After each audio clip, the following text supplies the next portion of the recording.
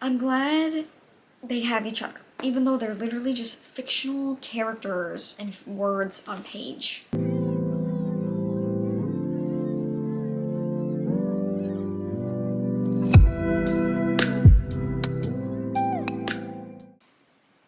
Hello besties, it is Keira. Welcome back to my channel. So today's video we're going to be doing my October wrap-up. So technically I read 10 books in the month of October. I kind of counted Daydream, which I finished on the 1st, in last month's kind of wrap-up, I guess, if you will, but technically I finished it this month. So guys, be proud of me. I finished my whole entire October TBR.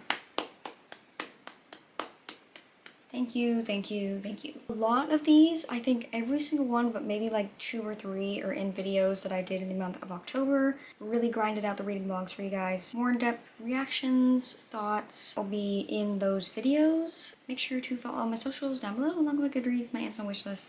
Stuff like that is linked down there if you want to check it out. Like, comment, and subscribe for more videos by me. And let's just get into it. So this book was in the same video as Daydream. I think it was finishing my 24 books for 2024. First book for the month was City of Bones by Cassandra Clare. This is the first book in the Mortal Instruments series. This is like a whole big interconnected universe. I really enjoyed this book. I give it a 4.25 out of 5 stars. It was very entertaining. It was very much like YA, but like not like really in a bad way. I felt myself being entertained, never bored throughout the whole entire story. There was obviously some world building, but like the politics, I didn't feel like lost. Basically, if you don't know what this book is about, it's about a girl named Clary, and basically she is kind of like a human. It's like an urban fantasy, I think is what it's called, where it takes place in New York City, and her mom ends up like disappearing, and she kind of gets roped in with what's called the Shadow Hunters, and they're like these group who like kills demons. They're all trying to help her find her mother, and there's obviously a lot of other things that happen. I'm so surprised that I put this book off for so long because I really liked it. There was something that happens towards the end that was very like whoa, which I did know about. I did immediately buy the second book, and it's on my November TBR, so I definitely will get to it this month. 4.25 out of 5 stars. Alright, these next two read for a separate video. It was Pinterest choosing my reads for the week. That was like my favorite videos of the month. I had so much fun. First one, we have Wild Eyes by Elsie Silver. This I gave 5 out of 5 stars. I think it's been, maybe Hothouse Flower was like my last 5-star, and I read that in like April or May, so it's been like 6 months since I've had a 5-star. I'm just like in a 5-star drought this year. I don't know what it is, but this book was just, I think, the right book at the right time. I was obsessed with this, and obsessed with the characters, obsessed with the world. So basically this is about a woman named Skylar, and she's like a famous country singer, but like she's having some bad press, so she comes to this small town of Rose Hill to come to, I think it's Rose Hill Records or something like that. It's the kind of studio that was kind of made in the first book. She just comes in because she wants to like make her own album, I guess. And then she meets this guy named Weston, who is the brother of the female main character from the first book, and he is a single dad. He's got 2 children, and he's living in the same like vicinity as the recording studio or whatever it is. Basically, he kind of offers the little like guest house or something for her to stay in, and I really loved Wes and Skylar's dynamic. It was a little bit of like a friends to lovers, which I usually just do not prefer. But in this case, I liked the slow burn. I feel like it really built up the tension between the two. I love Wes. I love Wes. He's one of my favorite Elsie Silver men. He doesn't top Jasper. Jasper did get mentioned in this book, and I screamed. So I love the single dad aspect. I love the small town kind of ranch vibe. So good. 5 stars. Alright, next book I read for that video was the second Harry Potter book, so Harry Potter and the Chamber of Secrets. I gave this a 3.75 out of 5 stars. I am just so glad that this book is on Kindle Unlimited, and I think the whole series is on Kindle Unlimited because I don't know what it is about trying to read the physical books, but they just take me so long. I picked up definitely after 100 pages because I felt like the beginning was very chaotic. Definitely after 100 pages, I felt like they focused more on the Chamber of Secrets, and that's when I really got invested with the plot and was able to like follow everything. a little bit better. I'm very intrigued to see where the plot goes from here. 0.75 out of 5 stars. So I think these last 3 books are the last books that I read for videos this month. It was, and I finished my TBR in 1 week. The first book that I read for that video was The Pumpkin Spice Cafe by Lori Gilmore. This is the first book in, I don't remember what the series is called. This took like Book Talk by storm, Bookstagram by storm. I saw everybody picking this book up and reading it and really enjoying it, so I thought it was the perfect time to read it because the vibes are giving fall in the best way. I gave this book a 3 to 5 stars. It was cute, it was fun, it was a great seasonal fall read, but like that was about it. I didn't really feel invested with the characters or the plot of the book. I just felt like it was very like insta-lusty.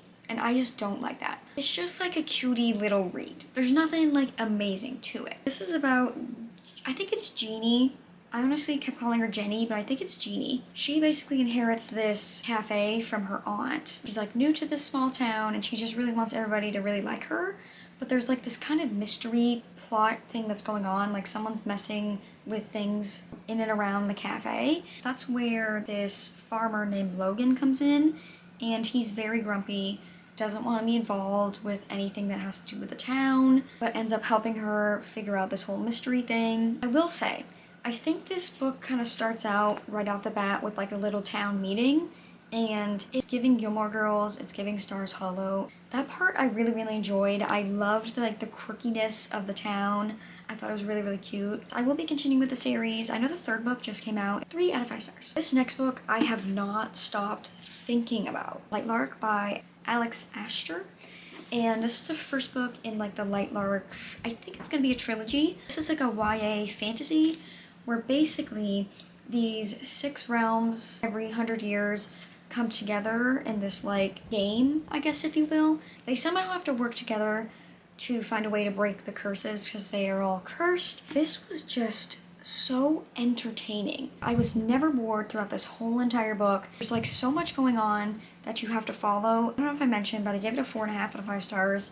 And I feel like I should bump it up to like a 4.75 because I just keep thinking about it. So many betrayal. I love the writing style. I thought the plot was like so well like thought out and written. There is a little bit of a love triangle in this book, or I guess series, and they really had me at the ending. I sat and I thought about it. I've changed my mind. I have switched sides. Basically what I'll tell you is that I don't want her to end up with the character that she ended up with at the end of this book.